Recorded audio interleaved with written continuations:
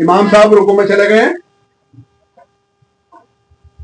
اللہ اکبر. میں نماز نہیں پڑھ رہا ہوں، صرف جماعت میں شریک ہونے کا طریقہ بتلا رہا ہوں.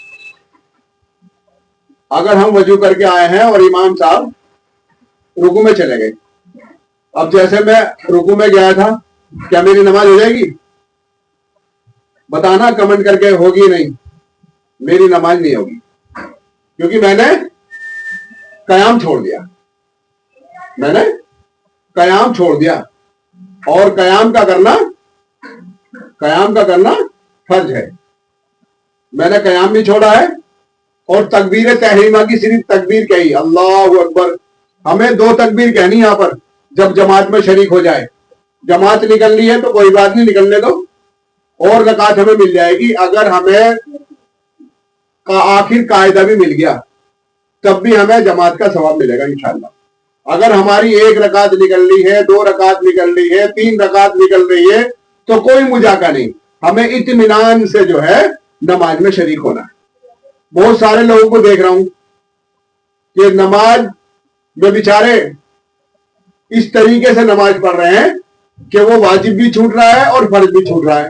واجب چھوٹنے پر تو نماز ہو جائے گی سجدہ دو کے بعد، لیکن اگر فرض چھوٹ گیا تو نماز نہیں ہوگی. اس لیے جو میں ایک دم شریک ہوا جماعت کے ساتھ، اس طریقے پہ نماز نہیں ہوگی، ایسے ہوگی اللہ اکبر،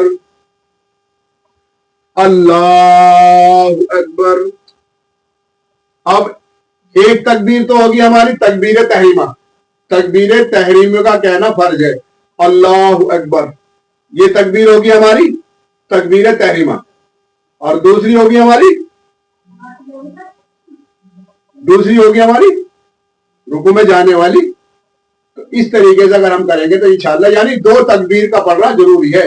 اتنی دیر ٹھہرنا ضروری ہے جو 1 مرتبہ ہم سبحان ربی الاعلیٰ، یا ہمیں اطمینان ہو جائے کہ ہم کھڑے ہو چکے ہیں. اس طریقے سے کریں گے تو انشاءاللہ نماز مکمل ہوگی، اور نماز کے اندر خشوع اور خضوع پیدا ہوگا. یعنی ایک تکبیر تو ہمیں کہنی اللہ اکبر، ہاتھ باندھنے ہیں.